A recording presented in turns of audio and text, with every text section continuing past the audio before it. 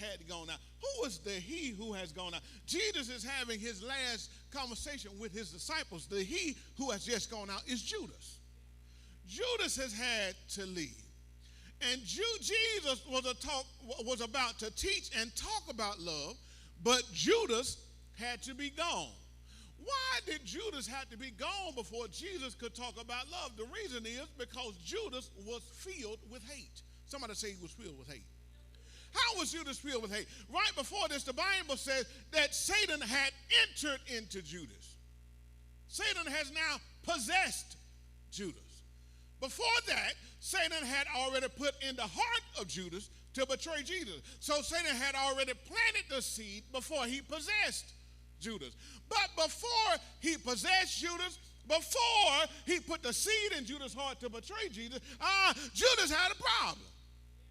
Judas had the lust for what Jesus would not abuse. Come on, say that with me. Judas had a lust for what Jesus would not abuse. What would Jesus not abuse? He would not abuse a gift. And that's what Judas wanted Jesus to do. He wanted Jesus to abuse a gift. What are you talking about? If you remember, the Bible says that Mary took oil and she washed Jesus' feet with costly oil. She went through so much to get it, and she wiped his feet with her hair. Bible says that Judas said, wait a minute, this could have been sold, and we could have given this money to the poor. Not that he really wanted to give the money to the poor. The Bible says Judas was a what? Thief. And the thief just so happened to be in charge of the money box. So Judas had a lust in his heart. And Satan took advantage and capitalized off the lust that was already in Judas' heart. And so he entered into Judas' heart to betray Jesus. And when it was time, Judas was so filled with hate that Satan possessed Judas. And so Judas could not be there for Jesus to talk about love. Since Judas could love, he couldn't be taught to love. So he had to leave. And the Bible says, and it was night. Not just the time of the day, saints of God, but it was that time in the ministry. It was night for Judas. And many times we're trying to teach love to people who don't have, Dr. West, the capacity to love. They don't understand love, Sister Couture. Let me tell you why they don't understand love. They don't understand love because they're hateful. They have just made it up in their mind to be hateful. They have made it up in their mind to be bitter.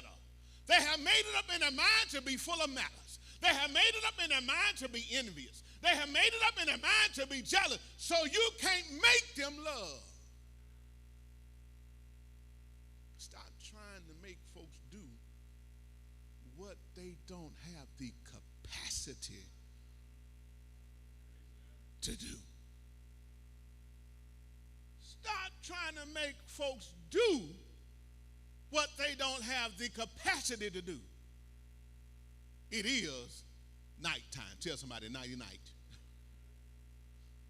It's nighty-night for Judas, and it's nighty-night for that person that you're trying to get to love, and they can't do it.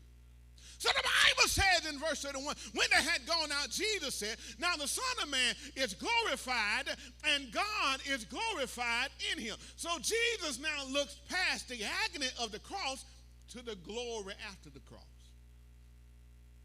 And I like this, how God and Jesus are highlighting the greatness of each other. Jesus said, just like I told the Jews that Jesus was talking about were the Sanhedrins.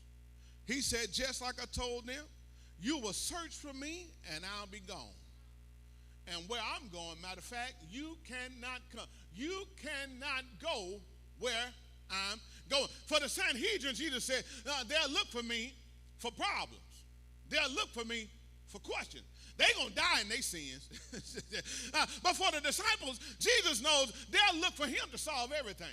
We got a problem, let's find Jesus. We got a problem, let's take it to Jesus. We got a question, let's ask you. There's going to come a time you're not going to be there. Jesus said, I'm not going to be here to spare you.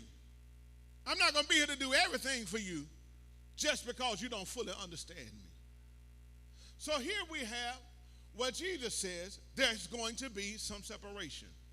And let me tell you about separation. Separation is difficult. Come on, somebody say that with me. Separation is difficult.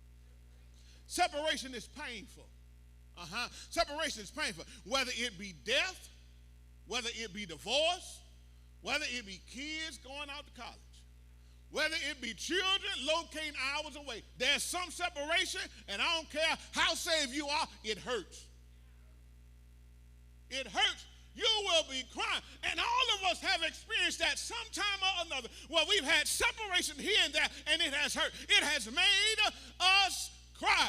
But then Jesus said in verse number 34, although you are hurting, although separation is coming, I got to tell you something. A new commandment I give you, that you love. So disciples, I need you to love with tears in your eyes.